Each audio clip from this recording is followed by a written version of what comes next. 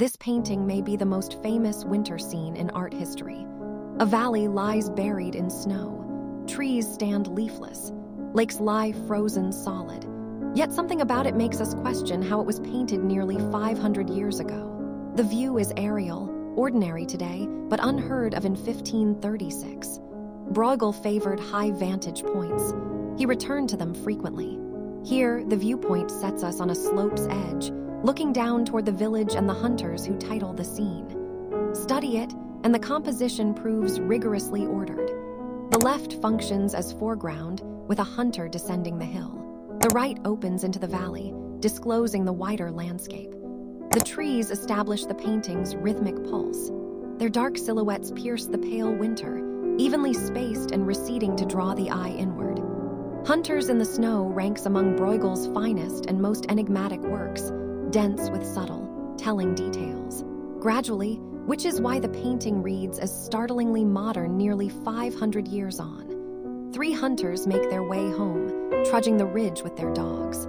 They peer down at the village spread across the valley. Below, life continues despite the winter. On the frozen lake, people skate and play ijskolf, an early forerunner of hockey. We'll examine those scenes later. First, turn to a small detail on the painting's left. Easy to miss, but telling. A broken sign dangles above an inn's doorway. Bruegel thrived on minute particulars. Study it. The sign depicts a stag before a kneeling man with a halo. Historians identify the figure as Saint Hubert. Legend holds he converted after seeing a crucifix between a stag's antlers. Franz von Stuck later painted that scene. A deer confronting Hubert with a luminous cross amid its antlers. Saint Hubert became the hunter's patron, so the sign, inscribed Dit is Guden Hurt, is apt. Literally, it reads, "This is the golden deer," likely the inn's name, yet there's something peculiar. If the hunters hoped for rest there after their long day, the shattered sign suggests otherwise. Beneath it, a family tends a large fire against the winter wind, hauling wood, probably to roast boar, pig, or venison. Yet the hunters come back almost empty-handed. A pack of roughly a dozen dogs, greyhounds and hounds, accompanies the 3 men as they trudge down the snowy slope. All appear weary with heads bowed. The hunters move with bowed heads. Even the dogs appear tired and dejected. They bear spears, appropriate for pursuing large game like deer, but the hunt's yield is meager. Their sole living catch is a small fox, little valued for meat, taken chiefly for fur or pest control.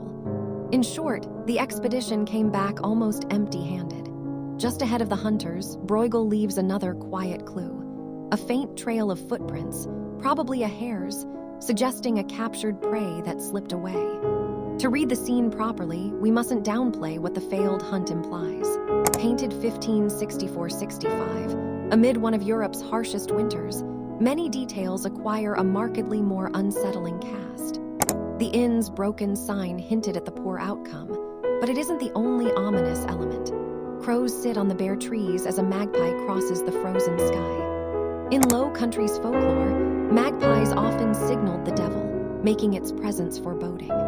The tree line and the bird's flight steer our eyes toward the valley village. About 60 figures appear down there. Some skate on the frozen lake, others collect wood and fuel for the harsher days to come. Yet not all is grim. While the hunters come back defeated, the villagers are caught up in winter amusements. This sets a stark polarity between 2 worlds. One side, weary hunters returning nearly empty-handed. The other, lively action on the frozen ponds, greenish-gray ice teeming with motion and energy. Skaters glide, fishermen work holes in the ice, curlers play, and a ijskolf, an early form of ice hockey, unfolds.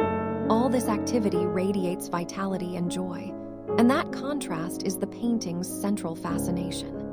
After the Protestant Reformation, many Northern European artists shifted from overtly religious subjects to scenes of everyday life, landscapes, and humble labors. Hunters in the Snow belongs to that new genre.